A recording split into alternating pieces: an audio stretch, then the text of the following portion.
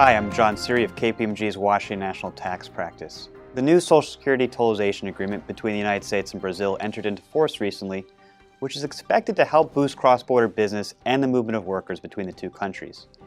We've asked our international Social Security expert Bob Rothery in San Diego to comment on the details of the agreement. Welcome, Bob. First of all, Bob, remind us, what is a totalization agreement? Well, thanks, and I'm happy to be with you today, John. So, a totalization agreement is like a mini treaty that prevents double Social Security tax, and it also coordinates the provision of certain Social Security benefits. So, the agreement with Brazil was signed back in June 2015, and it's the U.S.'s 27th. There's also 3 more coming up. The agreement with Uruguay just entered into effect on November 1st, and there's a Slovenia agreement that'll enter into effect on February 1st of 2019. And also in the pipeline is an agreement with Iceland. Obviously, the one with Brazil is the one that will affect the most people.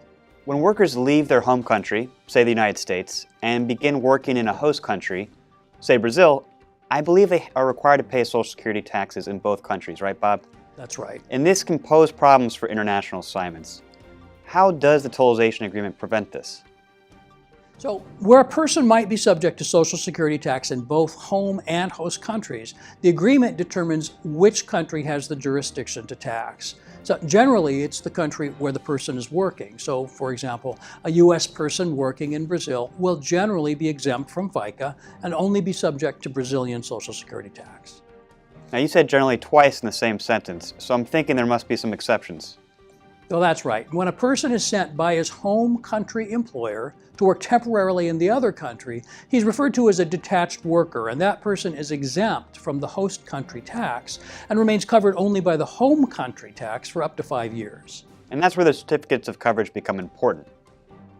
Exactly. If a person is a detached worker, his employer needs to get that certificate of coverage from the home country authorities to validate the exemption from the host country tax. We reported recently in our GMS Flash Alert that the U.S. Social Security Administration made the online certificate of coverage application for Brazil available on October 1st, 2018, the date that the U.S. Brazil agreement entered into force. The URL for the application should be at the bottom of the screen. Now, Bob, many employers are trying to understand how the agreement affects their U.S. workers who are already in Brazil and vice versa. What else can you tell us? Well, right. There are some transition rules that people need to be aware of when a new agreement enters into force. But the first thing to understand is that the agreement is not retroactive. A person who's been paying Social Security tax in both countries is not entitled to a refund for tax paid before the agreement entered into effect. But does that mean the person isn't eligible for a certificate of coverage? No, they're still eligible, John. An American who's already working in Brazil is eligible for a certificate of coverage if he already otherwise qualifies as a detached worker. In other words, if his U.S. employer sends him to Brazil on assignment, that's not expected to be longer than 5 years. That's right, and the transition rules say that a person who's already working in Brazil can get a certificate of coverage for up to the full 5-year limit, regardless of how long he's already been there, as long as the assignment really isn't expected to be permanent. Of course, the rules also work in reverse. A Brazilian who's already working in the U.S. can get a certificate of coverage for up to 5 years from the Brazilian authorities. Now, what about beyond the 5-year period? My understanding is that extensions can typically be obtained?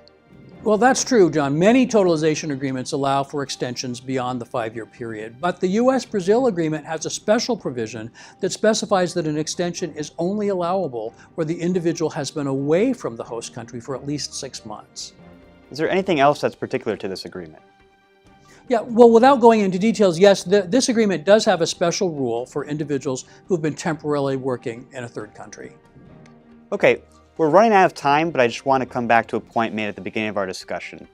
A key advantage of this totalization agreement between the U.S. and Brazil is being able to pay just one Social Security tax rather than 2. This should certainly appeal to workers and help companies keep their international assignment costs down, which should help spur the transfer of workers between the two countries. That's right, but getting that certificate of coverage as soon as possible is key. And also for those workers who are currently in the country under the old rules, once that worker's home and host country employers get authorization to subject the worker to only one Social Security system, the employers might have to make arrangements to change the Social Security withholding on that worker's compensation. Good to know. Well, thank you for helping us better understand the important features of this historic agreement between the two countries. Thanks, John.